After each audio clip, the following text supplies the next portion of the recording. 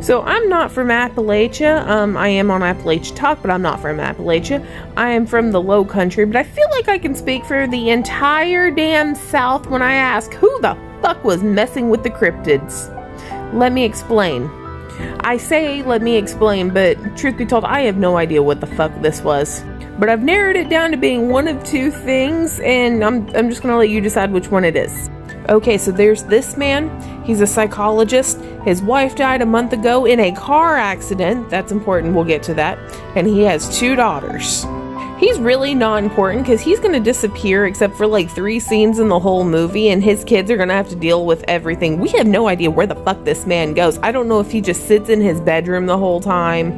Maybe he goes out drinking. Maybe he's got Tinder dates. I don't know. Or maybe he bought the big super Walmart house from whatever the fuck movie I was watching the other day. Because through all the spooky shit, at no point does he ever just show up and try to figure out what's going on. Lights go out, we're not concerned. Screaming, didn't hear anything. My teenage daughter is snooping through my entire therapeutic practice office, which is a great big HIPAA violation. Nah, I don't hear it. I totally get that he's grieving in his own way, which, by the way, he offers no support or counseling to his own kids, which might be an ethical violation for him to do anyway, but that's beside the point. But he just disappears for entire days at a time. Shouldn't a therapist be able to use their words? Be like, hey, I'm also going through the grieving process. I am not in the right mind to provide what you need, so that's why we have another therapist, which they do, but, use your words.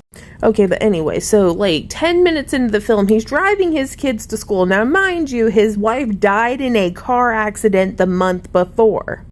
In the entire beginning scene, his teenage daughter is riding in the front seat, and he is halfway to school before he tells her to put her seatbelt on.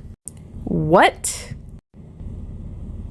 Anyways, after that, he is no longer important, okay? This kid wakes up in the middle of the night.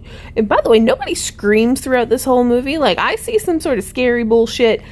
Yeah, I'm gonna scream. But nobody does, and then he does absolutely nothing until, like, the final 10 minutes. But even then, he's completely fucking useless. And speaking of useless, the teenage girl's friends are hot-ass garbage. These are not friends. As a matter of fact, there was not enough catharsis for me, because the little blonde one should have gotten her head shoved in a toilet and or fed to the Boogeyman. So anyways, let's talk about what the fuck the Boogeyman was. The answer is I don't exactly know. If he's supposed to be physical, he is a where did it go?